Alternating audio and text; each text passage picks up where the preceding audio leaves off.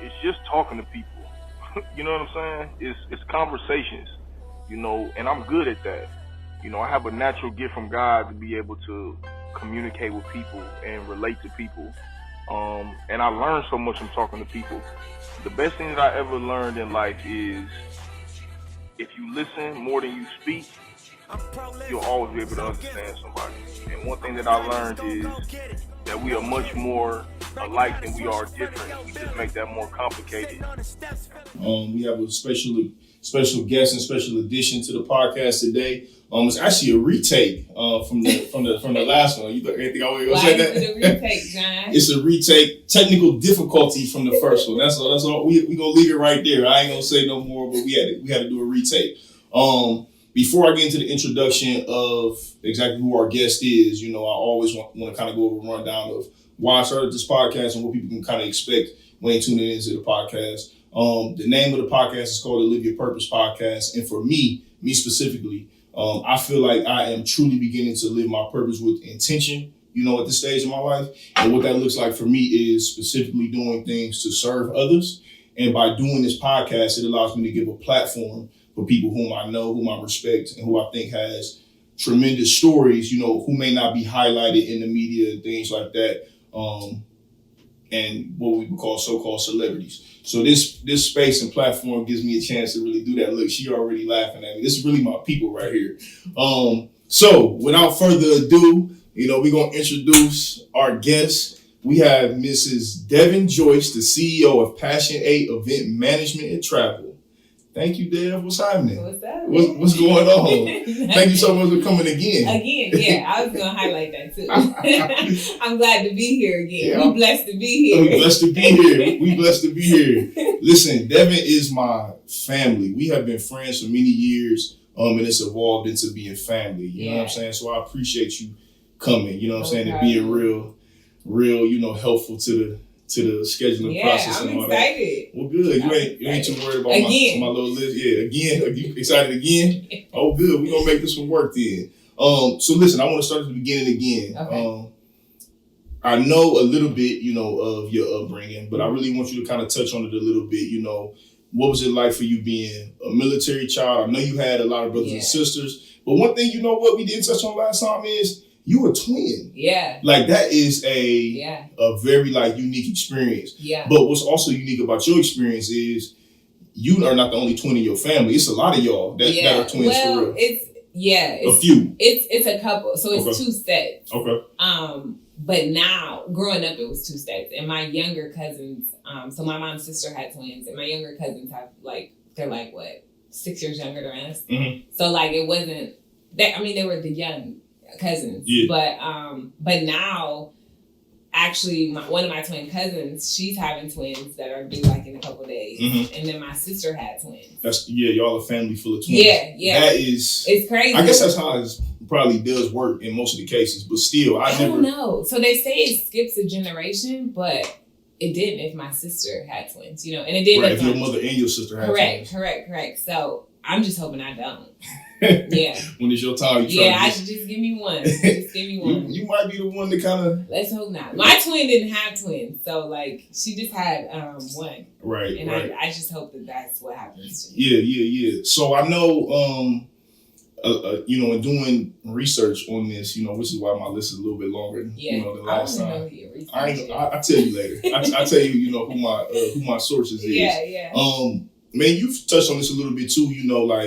Growing up, you was what would be described as what you would call your mother's shadow. Oh my God, yeah. But what I learned is that, because what I learned about you is that you were very observant, quiet, but you were able to gain a lot of wisdom, from that. But I know you to be some of that same thing to do today, but you're also much more outgoing and adventurous. Yeah. So I just can't imagine Dad being just quiet and just watching all the time and not really getting into that. I just can't. I was really, really meek. I was just really You said meek. That's a. Yes. I never even used that word in my vocab. I'm telling you, learned a new one. All right, no doubt.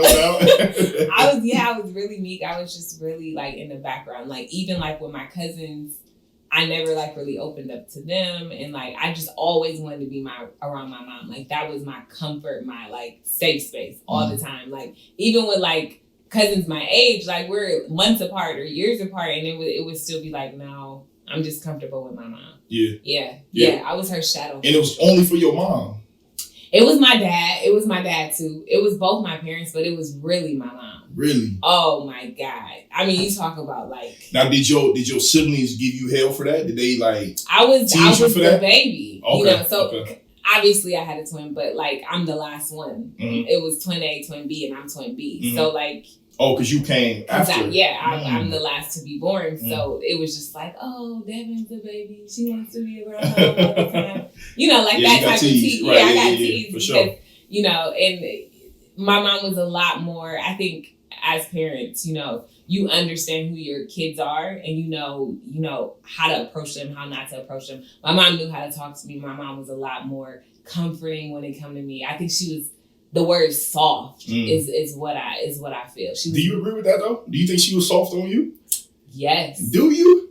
But okay, you gotta explain that. Tell me why. I was soft on her too. Okay, it was mutually. Like I think we had a bond that was just like, you know, it was just soft. It was just like, you know, it was just good. Gentle, we gonna say. Yeah. Not soft. Yeah. Well, I'm not referring to soft as in like hard or soft. Okay. I'm referring to soft as in like.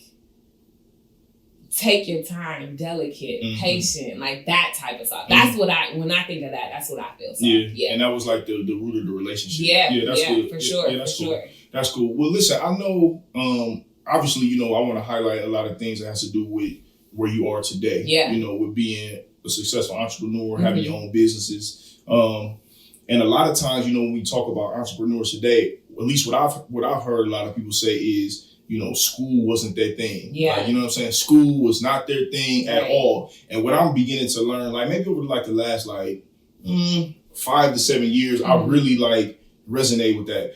Even though I always did somewhat okay in school was just what I did just to kind of like, I just was going with the flow, you know, so to speak. But I know that you had a significant experience as it relates to like school. You did it, but like, you had some troubles along the way, like as far as like trying to get finished with school. Yeah. But it was never really your thing. Can you touch on that? Your relationship with school? So I don't think I ever really liked school. Like even as like a kid, like in preschool, I used to TMI, but I used to pee on myself so my mom can come pick me up. Like that's a wild way to get out of school. Just to be just OD. You know what I'm saying? Just so I can be around her. Yeah. You know what I'm saying? So. And then we got to elementary, and I liked elementary. I liked middle school, but in middle school, around probably what grade was that? I started playing volleyball.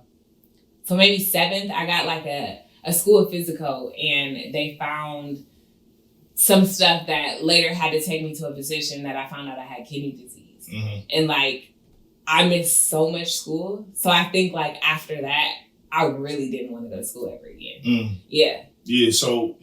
So what about when you got into like high school and things like that? Because I know, you know, that you in graduating high school, it was a process for you to graduate high school. Do you remember feeling there like, all right, this ain't me, I have to figure something out? Or did that kind of come a little bit later? I think it came a little bit later. Yeah. In high school, I kind of probably around 10th grade. I got a job in the 9th grade. Yeah. And I liked making money. Okay. You know, it wasn't much, but you bring home $400 every 2 weeks as a freshman in high school. That's great. I thought I was balling. You know what I'm saying? Yeah. So for me, I started to figure, I got introduced to the real world. Okay. And I feel like when you get introduced to the real world and when you get introduced to independency, you're like, why do I really need this? Especially early. Yes. Yeah. Yes. So I think in the 12th grade, I was just like, I'm going to make some money. I had a really, really good job. At that point, I was probably bringing home $600 every 2 weeks. That's great. Yeah. And and I don't have no bills, you know. I'm in the 12th grade. I live with my parents, you know. And so I think I had a car note. I think I just had a car note, and that was it. And so, but I was not passing the OGT. I was going to, you know, and the OGT is the exit test that everybody had to take at the time. And so I was going to like summer school to like trying to get help with it, tutoring. And I could not pass the math portion for whatever reason. The OGT was trash. I failed the science and I think the math. I think the first time I took it, OGT was trash. And our class was the first one to take it. Yes. Our class was the first to take it, and it was just bad all the way around. I think I was not a good test taker, honestly. Like looking back, that had to be what it was because I knew the content. I knew what was there. I couldn't visualize it and put it in test form. Yeah, because you were like, you were prepared. Obviously, if you failed it one time, you went back and got right. Like, okay, let me go and study, sit down. You know what I'm saying? And I'm also going to tutoring on top of that. So they're teaching you everything that's on the practice is technically on the actual exam, just in different form. And I couldn't pass it. So I took it the last go round, and I want to say March of 2007. So right before we graduated. Yeah. And you passed it. By 1 point. Both of them? It was just one, math. Oh, math was the last one that you had to finish. Yes, it was just one, math. And I remember that day so vividly. I was in Miss Steiner's class, which is, I booked her like on the top of the top floor. Okay. And like, it was that day everyone knew like they were finding out test results. And it was just so eerie, and like people were just like, kind of sad. And I was the very first one to be called down. Ooh, that's some pressure. Yeah. So like they come in, office worker comes in with the slip, and I'm like, do I want to go? Right. You know what I'm saying? And I'm like, okay, I'm gonna go. Right. And so I go downstairs, and my counselor at the time is like playing games. She's like trying to give me like this whole rundown of like whatever happens and blah, blah, blah. And you know, it's other options. And I'm like, what is happening here? You know what I'm saying? Like, did I fail or did I pass? Right. And she was like, you passed by 1 point. And I was like, girl, you tripping. I passed. Goodbye. Like, you know, she was like, I could have did better. Yeah. But for me, that was enough. I passed. And so it was great. I was happy. Yeah. But then I seen other students go down, and like, they were just sad because they did not pass. That's and it was crazy. Devastating, honestly, because some of these kids, you know, you grew up with from elementary in the Bookto cluster, Schumacher, Perkins to Bookto, and you're not gonna graduate with them. And like that was tough. That was tough to see that. The devastation that comes with having to take an exit exam to finish high school. Now, was then is kind of when the bug hit you like, all right, this school stuff is not for me. Did it kind of resonate with you then as far as like, okay, I know I have to do something different? No. So to be completely honest, I was just happy to pass. And that you weren't even thinking about I was going to graduate high school. Because when you are one test away from not graduating high school, that is a fear that's put in you. Right. And that's all you kind of care about. Right. I just need to graduate high school. So for me, like once I jumped over that, I was good. I had a job already. It wasn't, you know, too much that I was just like concerned about. Yeah, it don't even matter at that point. Yeah. I liked making money, and I was like, I'm graduating high school. Yeah. I'm making good money for my age. Yeah. So what happened after that? Because I remember we was going to start state and we was like 19, 20, something around there. And I said this last time, and I remember it vividly. We was sitting like in a study hall room, and I was finishing something up like for the last minute of like exams. It was the end of semester, one of them. And I remember like telling you like, man, I'm trying to hurry to get this done. You know what I'm saying? I want to hurry to finish school so I can, you know, get on with my life, yada. And I'll never forget you said, you like, man, I'm not even using this like that. I'm just doing this to add this on some paper and keep it moving. Yeah. And I remember laughing, but it resonated with me when you said it. So like in hindsight, do you remember, was there anybody in your life that you can kind of like look back on and was like, I seen them be an entrepreneur? Did you like being where you are right now? Are you able to look back and see, was it anybody that you seen? Because when I think about it, like you had to have seen, like the seed had to have been planted that this is possible. Entrepreneur, no. Yeah. But business, yes. You know what I'm saying? Like, in whatever form or fashion, I appreciated leadership. And it was because that's entrepreneurship. Yeah, my parents were leaders, and they're, you know, they both were in the military, both retired.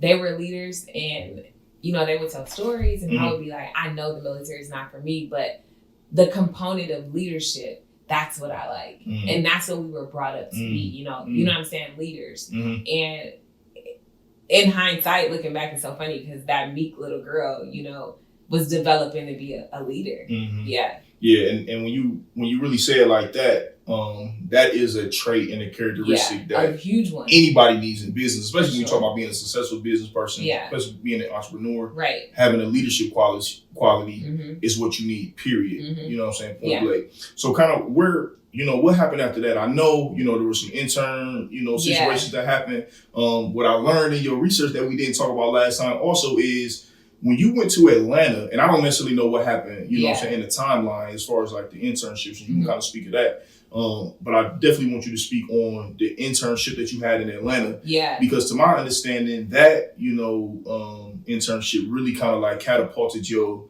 foresight as far as like, okay, I see what the industry is. I see, clientele. Yeah. And I know it was a black lady that you was under too. What did that experience like, really mean to you? It was good. It was a very, very tough experience. Okay. Because she was tough or because? No, that just the experience, and I'll get into it. Okay. But the internship itself, it was super informative. I think it kind of pivoted me into the direction in the industry. We were dealing with NFL players, Calvin Johnson. We were working with some entertainment rappers and things like that from a branding standpoint. People wanted to brand themselves outside of their career. So if we were dealing with an NFL athlete, he wanted to brand himself off the court or off the field. Or if we were dealing with a basketball player, they wanted to brand themselves off the court. So it was kind of understanding the branding aspect. Outside of music too. Right. Understanding that branding aspect and the marketing aspect of that and kind of curating an image for this person. So it was good. It was good. The experience though, it was 3 months. It was the summer. I would never forget. It was summer 2010, and it was tough. It was my first time being away that long, and it was tough. I drove down to Atlanta solo dolo. I didn't know no one there. The people that I did know there, so my aunt lived there, and I was set to stay with her. And the Intrepid, you drove in the Intrepid? It was a Sebring. The Sebring, my fault. My bad. The Sebring, my bad. My bad. And I started to say Sebring.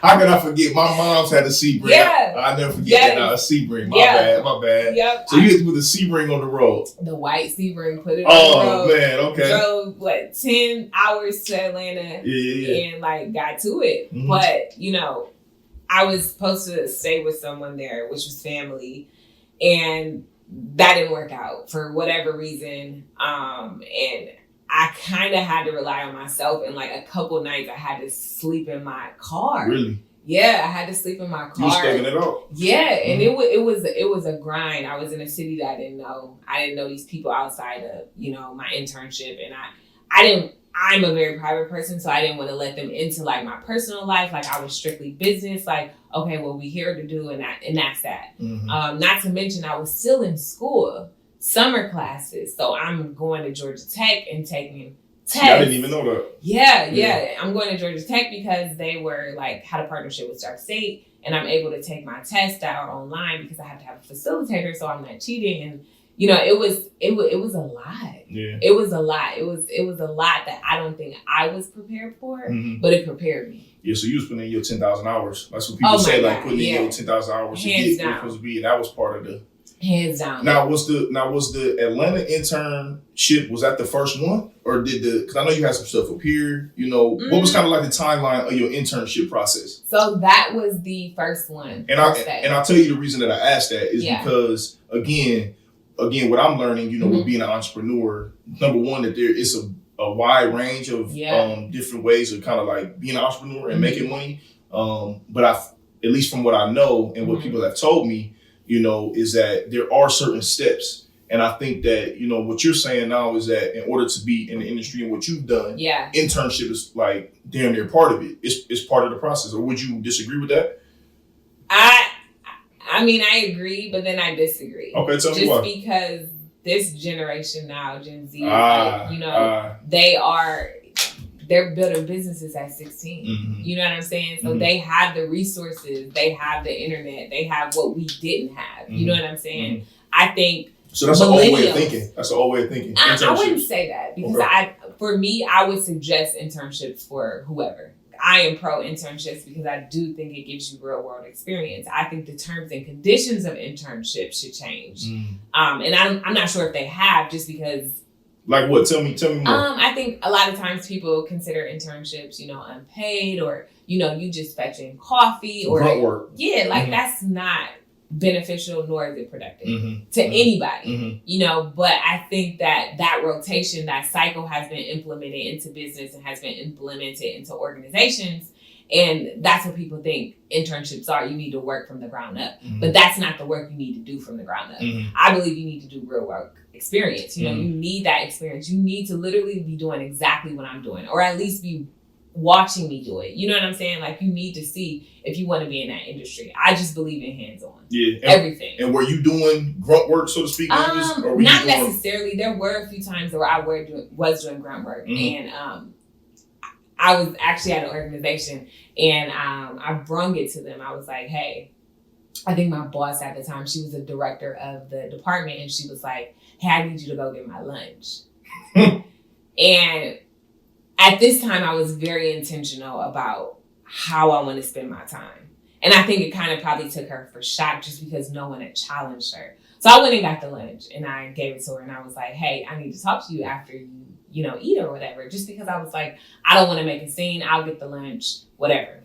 So after I go get the lunch. That's smart. And she eats. Yeah, and she eats. I wanted to be strategic about it. She eats. And I let her know, like, I'm not here for this. Yeah. I'm not here to get lunch. I'm here to learn from you. And that's just what it is. I said, if that doesn't fit your terms or conditions, or if that doesn't fit my job description, I don't need to be here. And she respected it. She respected it. Yeah. So she immediately changed with your... I never got lunch from that day. Really? Yeah. See, that's a powerful lesson. Yeah, and I just think you should speak up. You have to know your terms and conditions. I think, like, as an intern or as a student, people go into this like, oh, I'll just do whatever they tell me. You have obligations. You have terms and conditions. Have people respect that. But tell me why it was important for you to be strategic with getting the lunch first. Yeah. And then speaking up, because that is, like you said, that's strategic. Yeah. That's very important. Yeah. Why did you necessarily take those steps as opposed to like cussing around going in? That could have been an episode of Keeping It Real Goes Wrong. You know what I'm saying? Sure. So tell me why you did that. I think in my mind, I kind of just replayed the situation. And when you are challenging someone, I think that you have to be intentional about what you're challenging them for. Because like I said, she was my boss.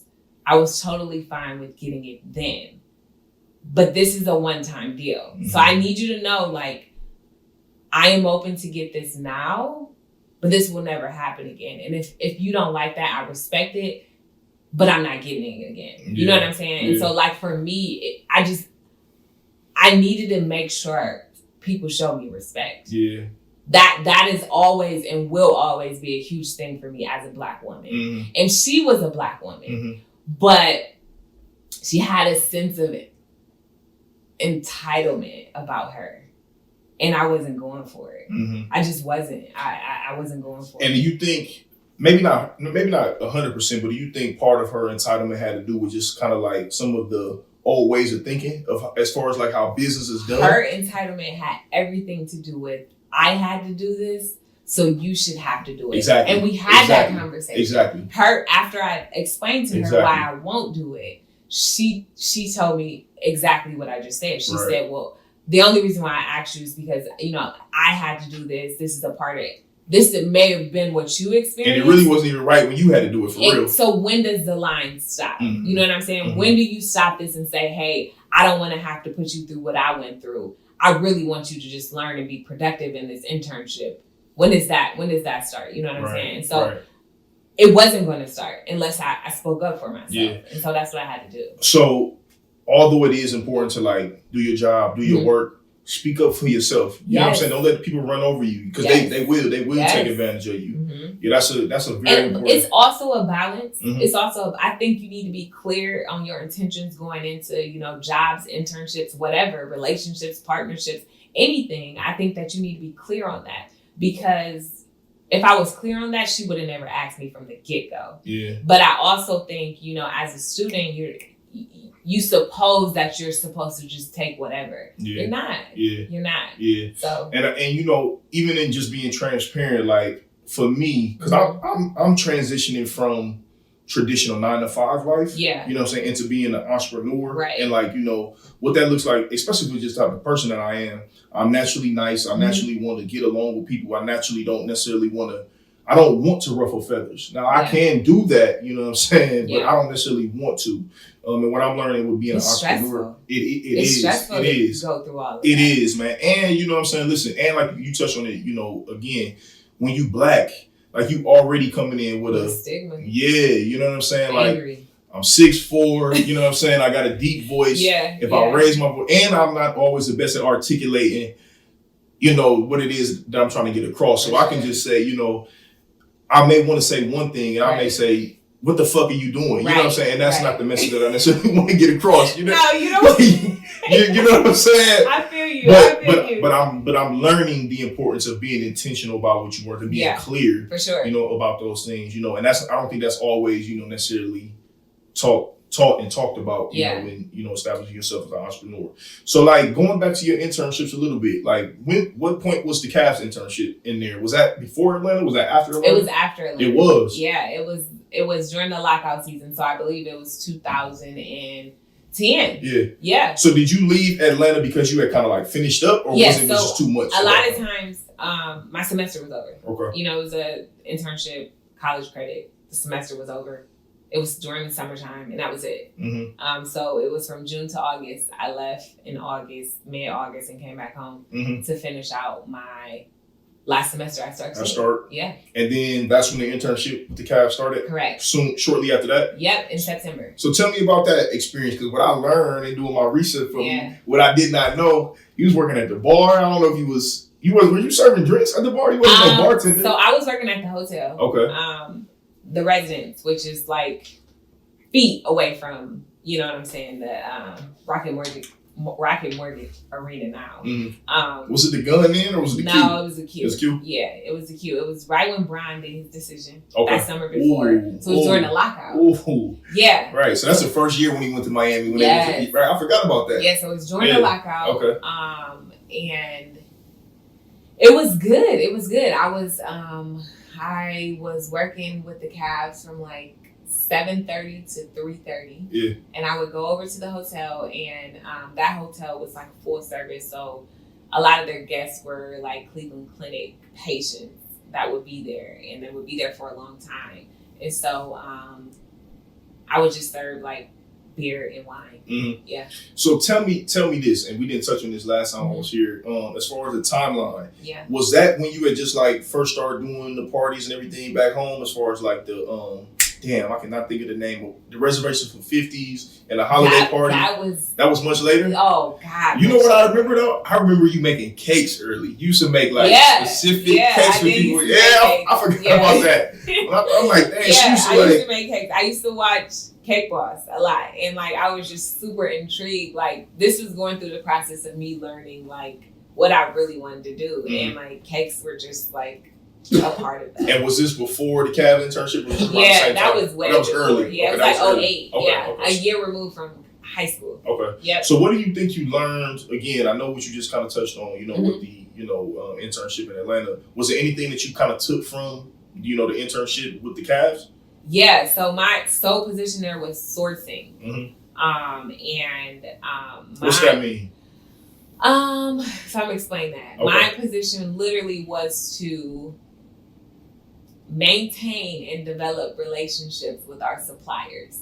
That is extremely hard when you are in a lockout and purchase orders or invoices cannot be paid or pushed through.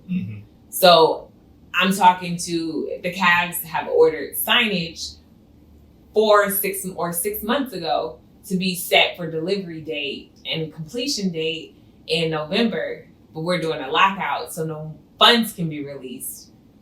It's kind of hard to tell a supplier like, hey, just sit tight. Right. We appreciate your, you know, this partnership. And so that internship taught me heavily about negotiation and relationships. Yeah. Yeah. Because your livelihood was dependent on all well, not my livelihood, but theirs right, for sure, for sure. And you know, just understanding like it was just an amazing internship. Now, can you touch on that a little bit? Can you touch on why negotiations, you know, in business specifically, why is that, not necessarily why is it important, but why is it like it's kind of like one of the foundations in business. Can you touch on that a little bit? Yeah, so just like I spoke about before, you have to have terms and conditions, whether that be personal or for your organization. You just have to have it. And a part of that is understanding, okay, these are my terms and conditions. These are their terms and conditions. How do we negotiate so we're in a mutually beneficial partnership? Because that is essentially the bulk of my business. Yeah.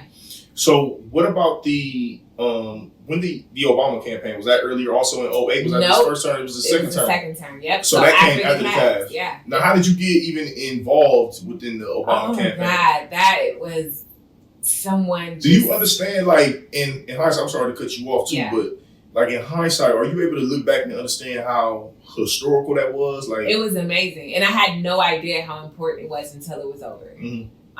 Just because when you in grind mode, when you in hustle mode, it's just like, all right, shoot me whatever. I'm doing whatever. I'm intentional about the industry, but you just so focused in one vision, and it's just like you don't sit back and look at like, damn, that was amazing. That was historical. Like you were a part of something so big. I didn't realize until like the party afterwards. The inaugural party. Yeah. And it was just like, damn. Now, what was you doing during that campaign? So I was heavily focused on grassroots events. So bringing in celebrities, bringing in talent to get the voters to come out. Vegas was a swing state, and so they weren't coming out and voting. They didn't feel like their vote mattered. So our whole purpose was to bring in, you know, talent, like I said, to get them out and vote. So you were having events in places for people to come out and for the acts to come in and kind of talk about voting. Is that correct? Or perform. A lot of times it was just Bon Jovi, Katy Perry, a lot of singers. Now, would they lobby for the Democratic? They would, if they were there, they were definitely lobbying for Obama. Really? Yeah. That's crazy. Yeah. You know what I'm saying? Yeah. When you really kind of break down what you were really doing. Yeah, and looking back, I can, in that moment, I didn't even realize what I was doing. What did you take from that experience? What did you learn in that? How impactful? I hate politics. Yeah. That's exactly what I took from it. I hate politics, and I never want to get involved. Yeah. But it was special because it was Obama. You know what I'm saying? But I learned some life lessons. Yeah. Because you just learned like the dirtiness of the game. Extremely dirty. The shake your hand, but really stab you in your back. For sure. But that's the game. You know what I'm saying? That's the game, and it taught me. Yeah. So politics kind of touches on everything too. Again, that's another. I mean, I think I've always known that, but when you're trying to start your own business, it means a little bit more to you when somebody's supposed to give you their word.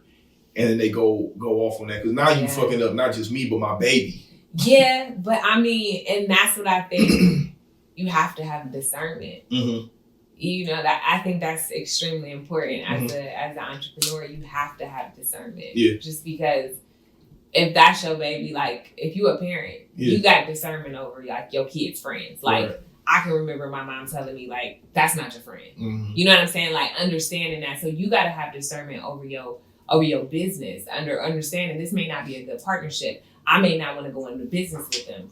You know what I'm saying? Like you have to have good discernment. Yeah. That's very important. I agree with you on that. Can you tell me exactly what is event management? What does that mean? What does that look like? What does your day-to-day look like? Because again, there's going to be somebody out there who watches it, hopefully, who says like, oh shit, what she has going on sounds pretty sweet, but they don't really have any idea what that really means, what that looks like. Can you kind of touch on? So events are it's a broad spectrum. I think when you have a niche, that's when you can understand what somebody does, because somebody can do event planning, event marketing, weddings, nonprofit events, political events, you know what I'm saying? And so for me, we handle entertainment and sporting events. Okay. And the bulk of my company handles logistics. Okay. People don't like logistics. I think they're pretty fun. Mm-hmm. You know what I'm saying? So it's understanding what happens within that. So we kind of handle large scale events from a spectrum of event management, event marketing, event housing, sponsorship procurement, event concept and development. Venue negotiation, site selection, all that. Yeah. See, I would imagine that a lot of people don't like doing that. Yeah, I mean, logistics aren't sexy. Right. They're not. Right. But I think if you are blessed to be able to understand and break down, because logistics they're like math. Yeah. It's just numbers. Logistics aren't really numbers.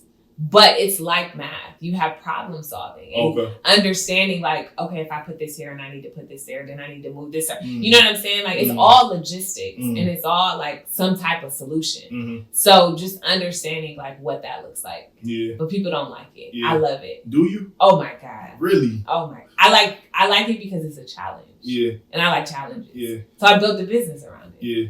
I like what you said though. Like, it's problem solving. Yeah. And for real, even in real estate investing, like specifically wholesaling, it's problem solving. Right. I'm looking for people with, who trying to get rid of their properties, you know, for whatever reason, they have a problem. They want it to be handled quickly and steadfast. Yeah. Like, you know what I'm saying? And what I've learned, like in my smaller, experience is that, short-term experience rather, is that problem solving is, I think, the root of being an entrepreneur in any type of business, really. Yeah. It is when you're solving. able to articulate and kind of compute problem solving, I mean, you win.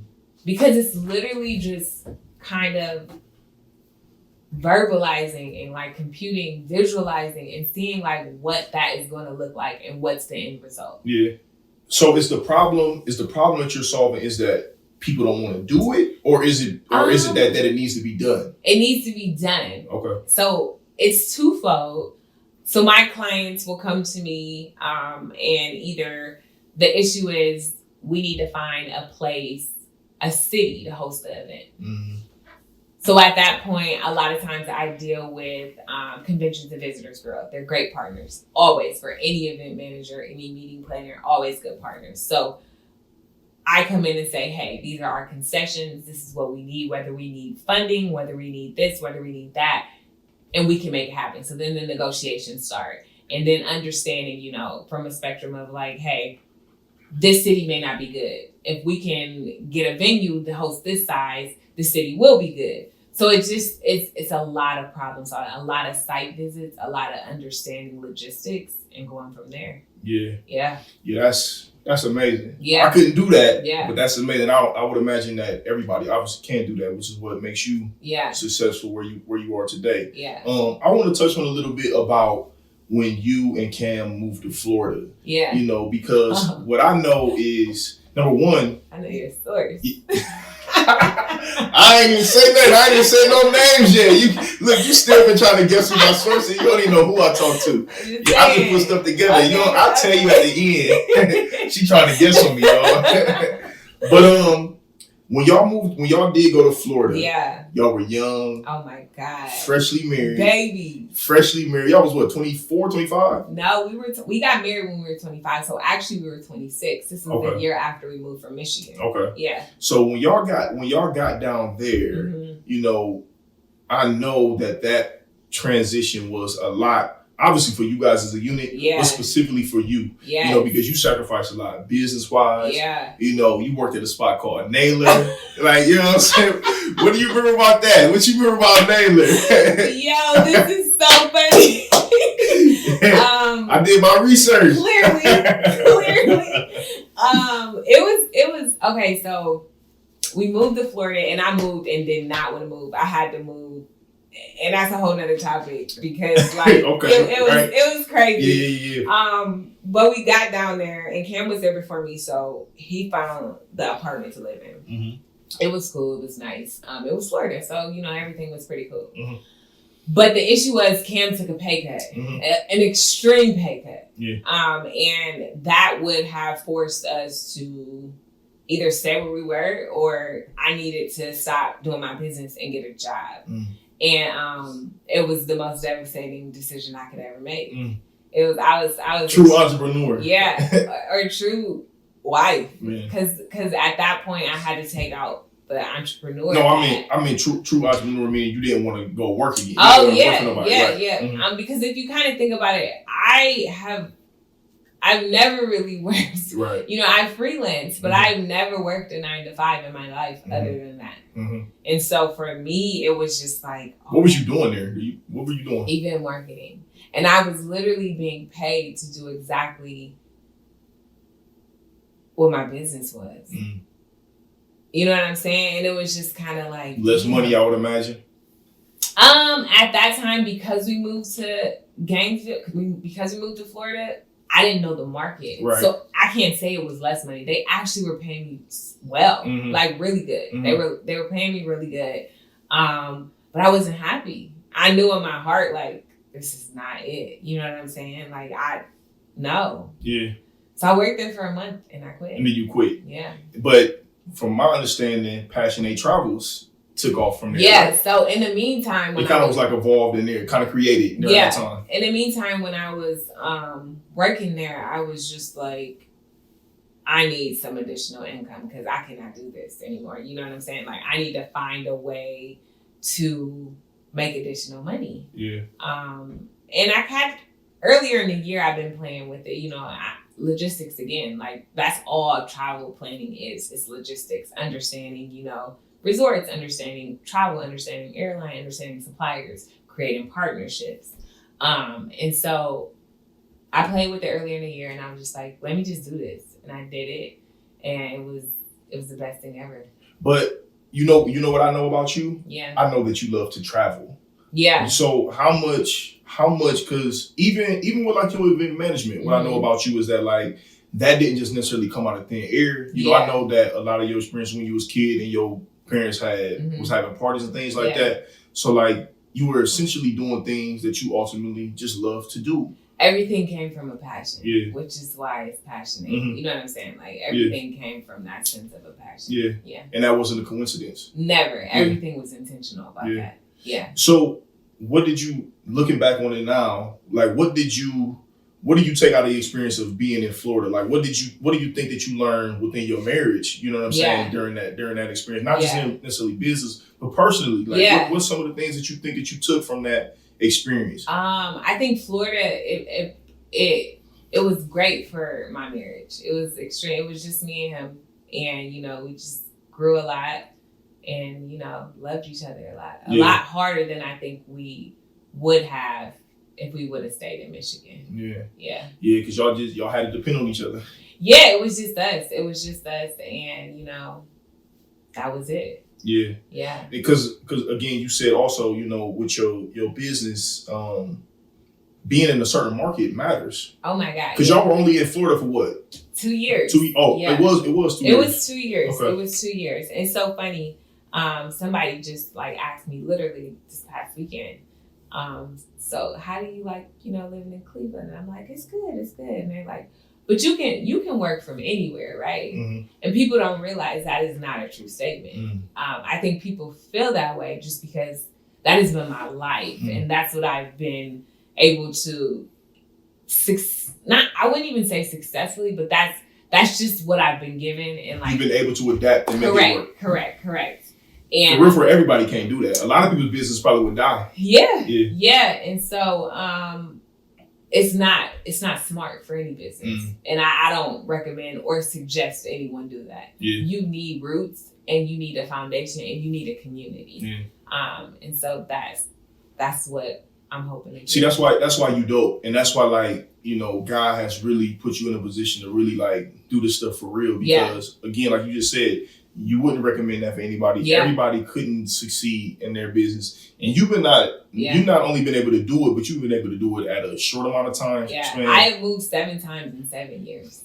That's crazy. Bananas. That's crazy. Yeah, it's bananas. That especially event management, you have to be, rooted in the place that you at. You have to know the relationships. You have to know venues. You have to know this. You have to know that. I work hard. I'll say that. And God blesses. but I work hard. Yeah. But that's a testament also to like, you know, your spirit, you know, the person that I know you to be, which is being able to cultivate relationships, you know, a little bit easier than other people will be able to. Obviously there's work that goes into that. Yeah. But everybody, and again, you know, speaking from my own experience, doing real estate and things, even in the podcast, relationships are everything. Oh my God. Ain't nobody coming down here and talking to me if they don't like me. You know what I'm saying? Like they not. And when I'm doing, you know, even doing real estate deals, in order for somebody to say, all right, I'm gonna sell you my house, they have to have some type of essential, you know, relationship, something, you know, that draws into people. And everybody doesn't have that. Yeah. So I think what you're speaking on is just kind of like, you know, a gift, you know, that you really had. It's important just because, I mean, anybody can run numbers. Anybody can have a vision. Anybody can develop that vision, but you have to have relationships. Yeah. Like, period. Like, you have to have relationships. Do you think that anybody can be an entrepreneur? No. You tell me why. It takes a certain type of person. I really believe from a skill set. Like, you have to be blessed with that. I know there's tutorials. I know there's teaching. I know there's classes on, you know, entrepreneurship. But you think that that's bullshit at the root of it, yes. I think that God blesses you with that trait. And what is that trait? It's a few of them. Leadership. I think you have to be, you know, able to adjust, able to see, you know, the vision before anybody else. I think entrepreneurship right now is just trendy. It's very, very trendy, and everyone feels, because I think people market it as though anybody can do this. Yeah. Oh, I want to work from home. Marketing is everything. Oh my God. I want to work from home, or, you know, I want to do this. I can just work from home. I want to have time to do whatever I want to do. That's financial freedom. Always the case. Yeah. Entrepreneurship is hard. Yeah. Like anything in life, it is hard. Yeah. And I think that the type of people that last in entrepreneurship are the people who's supposed to last. Yeah. Yeah.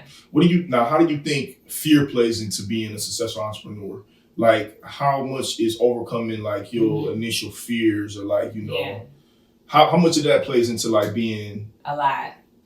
Like I think, I mean, to this day, I still have fears sometimes. Do you? Oh my God. In your business, or is it when you get to like new heights? It's when new heights. It's risk. I told myself I have to take at least one risk every quarter. You know what I'm saying? Like those are specific goals that you have to take. Yeah. If you're not, what are you doing? You're complacent. So you have what, 4 risks a year? What were they this year? You don't want to tell me? Can you tell me one of them? Yeah. Okay. One of them was. And I'll tell you why I want you to answer. Yeah. So one of them was working on a project where I was literally convincing my client to uproot his entire event to a completely different city. And visualizing and developing relationships in another city and understanding what this can be, and trying to convince him like this is going to be way bigger and way special than you can ever imagine. And kind of seeing the future per se, and visualizing like everything, you know, laid out, everything, you know, that he couldn't. And so that was probably the biggest one of this quarter. Essentially what you're talking about with facing fear, again, that resonates with me, you know, because where I am right now, I am really trying to do things purposefully and living with intention to face my own fear. Right. Starting this podcast, I was able to like really face the fear with doing that. Being an entrepreneur and like transitioning from 9 to 5 is facing a fear. And about to be a parent, you know, having a son, it's super important for me to like instill the value in him early of facing fears. For sure. Because for real, what I'm really learning is that fear is a made up construct. Oh my God. You know what I'm saying? Fear is really not even a real thing. Yeah, it's a fake emotion. I tell people all the time, like, it is. Don't get me wrong, I get fearful, but I thoroughly enjoy challenge. Yeah. I enjoy making. Yeah, it's okay. It's okay to be fearful. Yeah. And like I think that when you realize like how fake fear is, you're able to be like, what was I tripping for? Nah, let me get myself out the way and just go over this. You know what I'm saying? Because what's really the worst that can happen? And I think what's crazy is I tell myself that right before I'm going into whatever I'm about to do that I'm fearful of. Yeah. Like, and that I really have to speak to myself sometimes. And I'm like, what's really going to happen? I mean, so what? Like, and I go back and forth. And then when I do it, I'm like, I'm so glad I did it. Yeah. I'm so glad I did it. Yeah. I'll tell you this situation. I won't go into too crazy detail because it's just kind of getting lost in the weeds. I was going through a situation with closing a deal, right? And there was a situation where I was working with a seller, and everything was pretty much wrapped up. Right. And we had initially signed a contract for them to be able to sign a contract over to me to be able to connect to a buyer. Okay. And one of the processes was they had to sign an agreement, in order for it to take place. And they had initially signed it and it was cool. We were ready to go. Turned it in, but they were like, at this point, they were getting a little bit frustrated with the process because it was taking a little bit longer than they would have liked. Yeah. And I'm like, I'm getting frustrated too because I'm like, look, we doing everything we can. What just happened is really out of our control. Right. You know what I'm saying? There was a situation where the bank asked to get one more signature or an initial is what they asked for. They asked for an initial. And I thought to myself, I'm like, you know what? I should just initial this paper and just turn it in. You know what I'm saying? Because I'm tired of dealing with these people. Right. You know what I'm saying? But then I was like, I had to check myself. I'm like, what you fearful of just going over there asking people for, you know what I'm saying, to just sign this? It's nothing. You know what I'm saying? Don't challenge your integrity. I was going to say, You know what I'm saying? Don't challenge your integrity because you fear. That's bullshit. Yeah. So, make a long story short, I ended up doing it, going over to it. It went smooth. And as soon as I finished, I was so relieved and I was just proud of myself. And it wasn't even that deep. Yeah. But I was getting ready to challenge my integrity for a made up construct. Yeah. And that's not what life is about, because I believe the universe gives you gifts and praise for when you stay true to your principles and your values. And true to yourself. Yep. You know what I'm saying? Don't ever steer from that. Right. Stay true to I think being authentic in business is so important. It not only allows you and the universe to bring in who you need to have, whether that be staff, partnerships, brands, it also creates a brand authenticity about you. You know what I'm saying? So I think it's just so important. Yeah. That's you 100% right. About that. I spoke to your mother. I spoke to Sin Will. Oh my God, what is happening? What is really going down? Listen. Yo, how did you get her number? What? I spoke to Sin Will. And one of the questions that I asked her, what were the 5, if you had to say, what are the 5 values that it was important for you and your father to instill into Devin and the rest of your kids? Yeah. What would they be? She told me. You want me to read them? Yeah. I want to hear this. I'm going to tell you what they are. Okay. And I want you to tell me, which of those really resonates with you today. That you kind of still try to carry today. I know one of them is God for sure. I know. That's a fact. Yeah. That's a super fact. But I'm going to go in order what she told me. Okay. The first one was integrity. The second one was service before self. The third one was forgiveness. And forgiveness was amazing. I had to get her to really break down what it was important to her. And she gave me some gems too. It was some real elder wisdom she gave me for real. For sure. The fourth one was know yourself and stay true to yourself. And the last one was stay true to God. So out of those 5, maybe all of them, maybe 1, 2, I don't know. Yeah. Which of those really The second one, what did you say again? The second one was service before self. Yeah, it's probably that one. Why? I just seen my mom embody that. My mom and my dad embody that. And that resonates with me heavy, probably too much. I think that I put others way before myself, probably way too much. But I seen my mom do it, and it just resonates heavy with me. And I think it's just so important, to be selfless. You know what I'm saying? Like, we're blessed with like so much, and like, what do you need everything for? Right. You know what I'm saying? So I think like out of all of that's the one. Yeah. Yeah. And so for me, when she said it, for me, forgiveness is what resonated with me.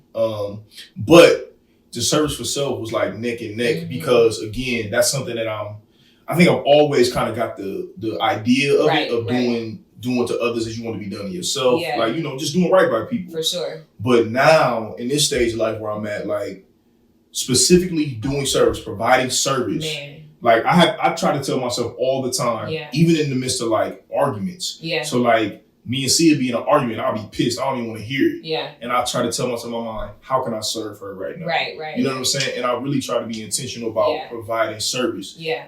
So that resonated with me as well, because I think that, again, sure, we talking a lot about entrepreneur. Yeah. Especially business. if you're in a service-based company. You know what I'm saying? Like that is selfish.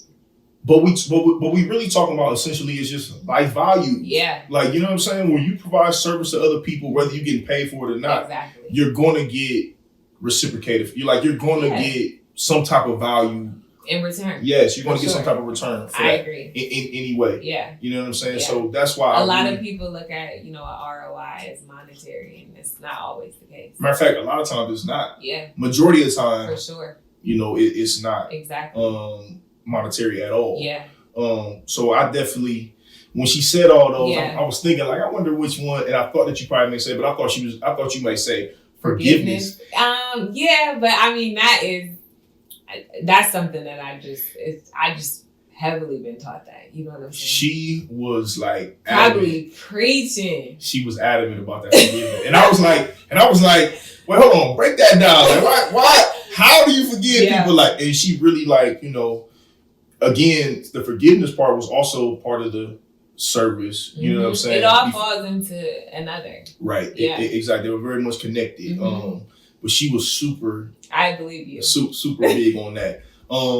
There's one question that I want to ask you that I did not ask you last time. That's specific for me to ask you. What is your intention for 2020?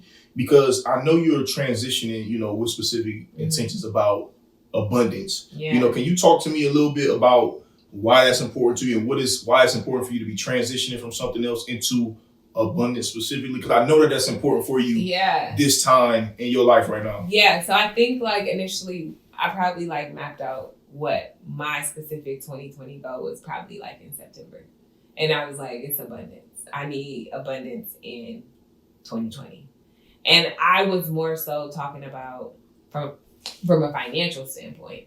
But as I dig deeper, I want, abundance and love and marriage and family and friends and my community and my career and, everywhere. I don't just want it in one place in my life. And that's what I'm kind of digging through and understanding. I want to kind of embody abundance everywhere in my life. Everything I touch, I want to embody that. So is it abundance for you? Is it noticing more of it, or is it a different type of emotion and feeling that comes up for you when you What do you mean? So because you just said that you want it in, love and marriage, as well as business wise. Yeah. So is it more time spent in those things? Yeah. Is it in specific areas more time? Is it how you more vacation? Okay. More support, more love, more. Just all of that. All of that. More time, more vacations, more. All of it. Yeah. I want it all. Yeah. Yeah. Yeah. That's. It's important for me. Yeah. I think that my life and my marriage and me and Cam have just been our relationship is just on the go. You know what I'm saying? He's here, I'm there, I'm busy, he's busy, and that has been kind of what our marriage looks like for the last 5 years since we got married. Yeah. Now I want to push back on you a little bit. Do you think that wanting it all could be dangerous? The thought and the feeling of want to get all? Not necessarily. I guess it depends what your all is. Because Okay. I kind of said my all. Mm-hmm. And I think if I'm intentional about saying my all, I don't think that it can be as dangerous. I'm very specific with it. Okay. So no. Yeah. No. Yeah. I think when it comes, I may be like, whoo. Mm-hmm. But I don't think dangerous. Yeah. Yeah. I'm reading this book right now, and one of the things that it touched on, and early on in the chapters, was just like being aware of our desires. Yeah. And like we're all going to have desires. It's natural to have them. There's nothing wrong with having desires. Mm-hmm. But what it's touching about is that there's a fine line between being desirable about something and being greedy. Yeah. You know? And sometimes as people, I think we can sometimes be on the side of greedy and we may not know it. Yeah. And for me, I know, you know what I'm saying, that I can kind of like get unbalanced with that sometimes, with just being greedy of, you know, why I want things, how I want them. And it can cause me to maybe mistreat people sometimes, give myself a hard time, whatever the case may be. So when you said that, you know, so that's what kind of like, you know, I thought about. Because I'm like heavily with the selfless and, you know, what my mom talked about, I don't give myself enough in any of those areas. Mm-hmm. I am always like I said, on the go or, you know, working, servicing somebody else. So for me, like, I think I'm underserviced for myself. So the abundance for you is for you to be able to take care of yourself more. Yeah. I got you. Yeah. So it's not necessarily to get more and more. It's to give yourself more. Correct. Correct. Yeah. More time, more, you know, a great career. I mean, I have that now, but like, I don't see anything wrong with that. Yeah. No, you shouldn't. Yeah. You shouldn't. You shouldn't. Yeah. You shouldn't. And for real, I think that on the what's being marketed and what's being promoted, what's being talked about, that part needs to be talked about a little bit more. Yeah. You know, with entrepreneurs, it's just like, you gotta like take a step back sometime and give yourself these things. But nobody really talks about that. I think it's more, people are more aware now. Mm-hmm. And you know, I'm still a work in process in that. Like I said, I'm always grinding. Mm-hmm. It's kind of hard to switch off grind mode. Mm-hmm. But I'm learning. Yeah. Yeah, I'm learning. We all are. Yeah. we all are. You know what I'm saying? We all learning. Dev, OG, thank you. So how did you get the name OG?